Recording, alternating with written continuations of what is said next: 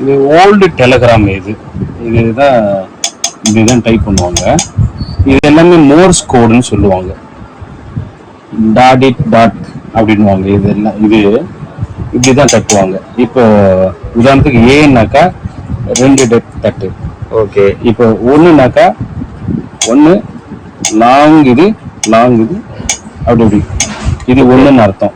இப்போ அதிலே போட்டிருப்பாங்க இது டாட் இட்.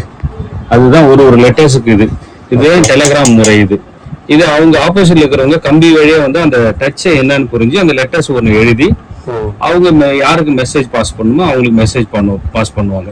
இது ரொம்ப அபூர்வமான டெலகிராம். இதுல இருந்து 2-3 ரிசீவர் போயிட்டு வேற இதுவா போகும். இது எப்படி மற்றவங்களுக்கு போய் சேரும்? ஆமா சார். இதுல இன்னொரு ரிசீவர் ஒண்ணு இருக்கும். அதுல டெலிவரி ஒண்ணு இருக்கும். அது கம்பி வழியா போகும். ஆமா.